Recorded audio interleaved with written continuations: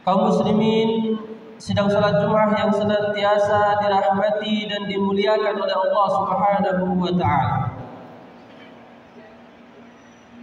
Hidayah yang Allah Subhanahu wa taala berikan merupakan nikmat terbesar yang Allah Subhanahu wa taala karuniakan kepada semua manusia.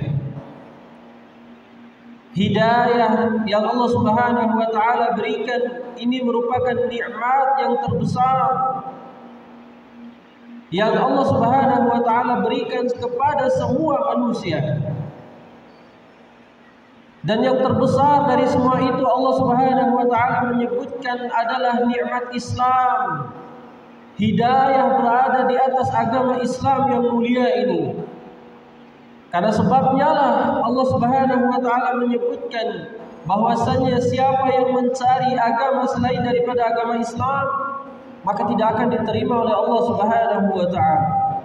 Sebagaimana Allah Subhanahu wa taala menyebutkan, "Wa may yabtaghi ghairal Islam dinan falan yuqbala minhu."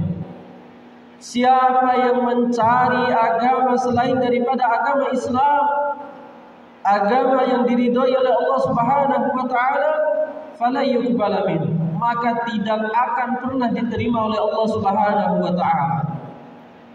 Wa huwa fil akhirati minal khasirin, dan dia nanti di akhirat kata Allah Subhanahu wa taala akan menjadi orang-orang yang merugi. Maka hidayah Islam menjadi sebab diterimanya seluruh amalan kebaikan seorang hamba. Maka hidayah Islam menjadi sebab amalan-amalan yang dikerjakan oleh seorang hamba diterima oleh Allah Subhanahu wa taala. Dan hidayah ini jemaah yang dimuliakan Allah Subhanahu wa taala merupakan kebutuhan manusia yang paling tinggi daripada semuanya. Manusia membutuhkan hidayah. Manusia membutuhkan petunjuk untuk melakukan kebaikan, lebih dia butuhkan daripada hanya sekedar makan minumnya. Lebih dia butuhkan dari segala apapun yang ada di atas muka bumi ini.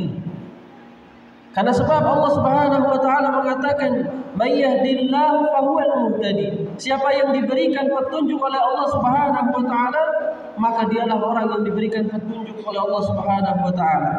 Ya. Wa may yudlil fa ulaika humul khasirun. Kata Allah Subhanahu wa taala, dan siapa yang disesatkan oleh Allah, siapa yang tidak diberikan hidayah dan petunjuk oleh Allah, maka merekalah termasuk orang-orang yang merugi nanti di akhirat.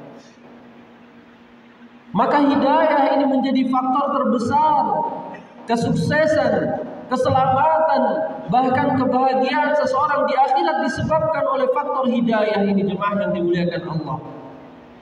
Apa itu hidayah? Hidayah adalah petunjuk yang Allah Subhanahu wa taala berikan untuk seseorang untuk melakukan kebaikan di atasnya. Pedoman hidup. Semua yang Allah Subhanahu wa taala perintahkan di atas dunia ini, daripada ibadah, kebaikan-kebaikan, itu Allah berikan petunjuk-petunjuknya. Allah berikan hidayah kepada mereka melalui petunjuk yang Allah Subhanahu wa taala berikan. Maka jemaah yang dimuliakan Allah Subhanahu wa taala, kebutuhan kita terhadap hidayah Allah itu sangatlah kita butuhkan daripada hanya sekedar dunia kita. Ya. Maka pertanyaannya, apakah makanan lebih kita butuhkan daripada hidayahnya Allah? Sehingga orang-orang lebih mengedepankan perutnya daripada memikirkan surganya Allah Subhanahu wa taala. Apakah harta yang kita miliki lebih baik dan lebih utama daripada hidayahnya Allah? Sehingga orang-orang melupakan haram halal. Dalam mencari rezeki mereka tidak lagi memperdulikan apa itu yang halal, apa itu yang haram. Apakah kebahagiaan, apakah keluarga semuanya lebih berharga daripada hidayah? Tidak sama sekali, jemaah yang dimuliakan Allah.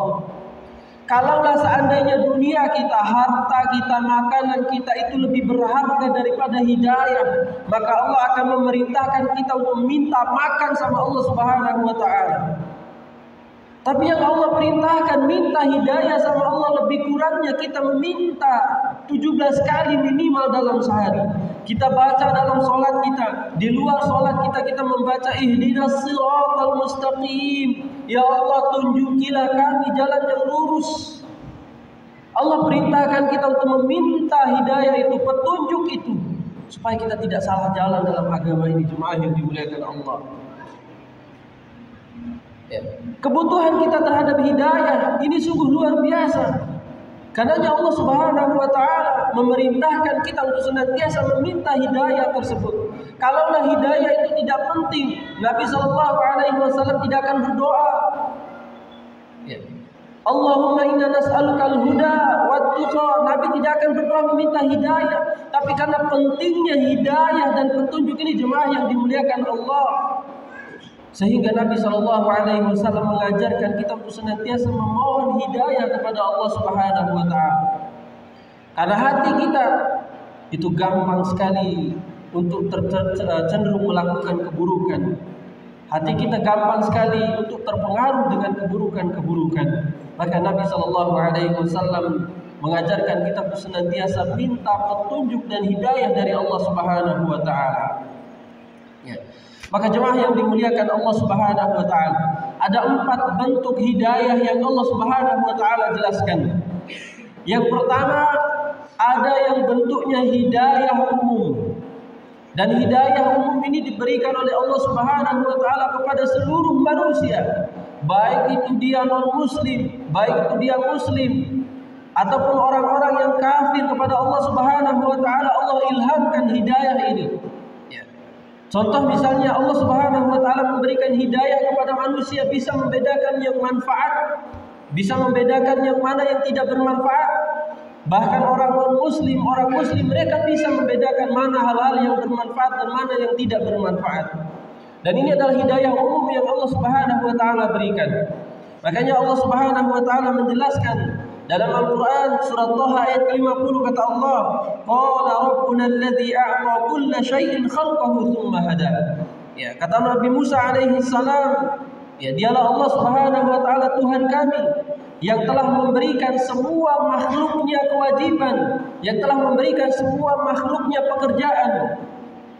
Yang orang-orang sibuk dengan pekerjaannya, kemudian kata Allah Subhanahu wa taala tsumma hada, kemudian Allah memberikan mereka petunjuk untuk membedakan mana yang baik untuk diri mereka.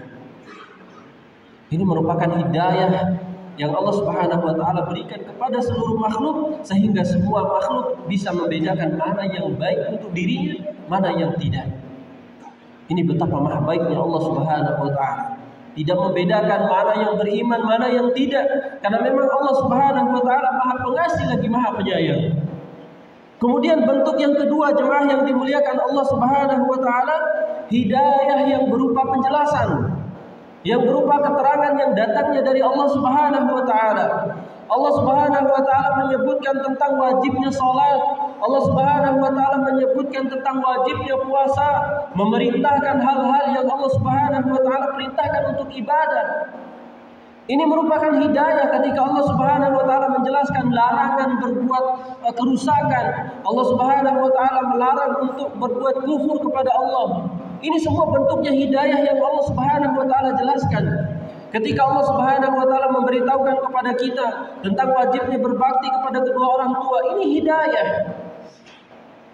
Ketika mereka lepas daripada hidayah ini, mereka tahu tentang bagaimana kewajiban berbakti kepada kedua orang tua, lalu mereka tidak berbakti, maka mereka telah berpaling dari hidayahnya Allah. Mereka tahu tentang kewajiban salat 5 waktu, mereka tahu tentang kewajiban berpuasa pada bulan Ramadan. Kenapa mereka tidak berpuasa? Maka mereka telah berpaling dari jalan kebenaran tersebut. Bukannya Allah Subhanahu wa taala ingin menunjuki mereka jalan yang buruk, tidak, tapi mereka sudah diberitahu oleh Allah Subhanahu wa taala. Maka Allah Subhanahu wa taala sebutkan dalam surat Allah Subhanahu wa taala menyebutkan wa hadainahum najdain, kami telah memberikan mereka 2 jalan, kata Allah. Kami telah menjelaskan mereka jalan kebaikan, kami telah menjelaskan mereka jalan keburukan. Ini adalah bentuknya penjelasan yang ketika Allah menjelaskan kepada mereka tentang hal-hal tersebut, maka kembali kepada diri mereka. Makanya Allah Subhanahu wa taala sebutkan kisahnya kaum Tsamud, ya, dalam surat Fussilat ayat ke-17, kata Allah Subhanahu wa taala, ya, wa amma Tsamud fahadainahum fastahabbul 'ama 'alal huda. Kata Allah Subhanahu wa taala, adapun kaum Samud, kami telah menjelaskan kepada mereka itu apa yang mereka lakukan itu adalah sesuatu yang buruk. Apa yang mereka lakukan itu adalah sesuatu yang dosa. Tapi apa balasan kaum Samud ketika Allah memberikan penjelasan kepada mereka? Mereka menolak apa yang Allah Subhanahu wa taala kabarkan. Mereka menolak apa yang Allah Subhanahu wa taala jelaskan dan mereka menganggap kami ini sudah benar. Padahal Allah sudah memperingatkan mereka. Fastahabbul 'ama 'alal huda. Mereka lebih condong kepada keburukan yang mereka lakukan. Maka apa balasan Allah? Kata Allah, fa akhadhathumus sa'iqatul 'adzabul huni bima kanu yaksibun.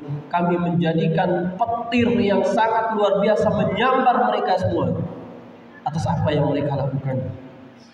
Maka jemaah yang dimuliakan Allah Subhanahu wa taala, ketika pesan kebaikan itu sampai kepada kita, pesan apapun itu tentang wajibnya sholat, wajibnya berbuat baik kepada kedua orang tua, haramnya melakukan perbuatan maksiat dan hal-hal yang haram, maka sebenarnya itu Allah Subhanahu wa taala telah memberikan petunjuk kepada kita. Kemudian bentuk yang ketiga jemaah yang dimuliakan Allah adalah hidayatut taufiq.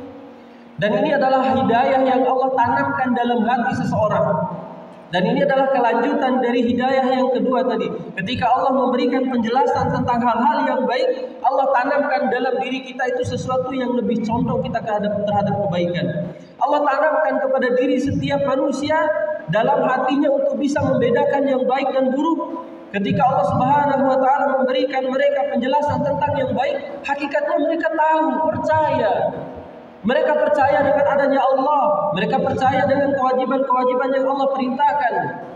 Tetapi hatinya telah tercoreng oleh kemaksiatan sehingga mereka menolak daripada hal-hal tersebut. Ya.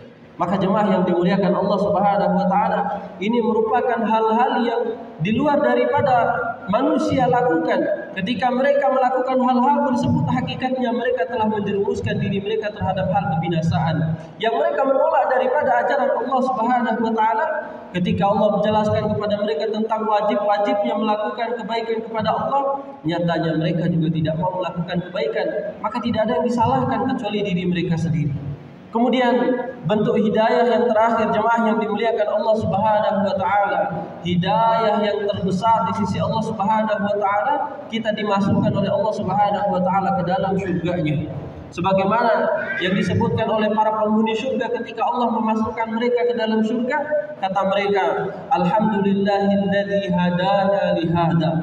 Segala puji bagi Allah yang telah memberikan kami surga. Mereka memuji Allah Subhanahu wa taala karena mereka telah dimasukkan oleh Allah ke dalam surga. Apa yang menyebabkan mereka masuk dalam surga? Kata mereka, wa ma kunna linahtadiya laula an hadanallah. Sesungguhnya kami tidak bisa memberikan petunjuk terhadap diri kami kalau Allah Subhanahu wa taala tidak memberikan petunjuk. Artinya petunjuk yang Allah berikan ini merupakan wasilah untuk kita meraih surganya Allah. Ketika Allah Subhanahu wa taala memerintahkan hal yang baik, itu adalah wasilah. Bentuknya hidayah apa? Bentuknya hidayah yang berupa penjelasan.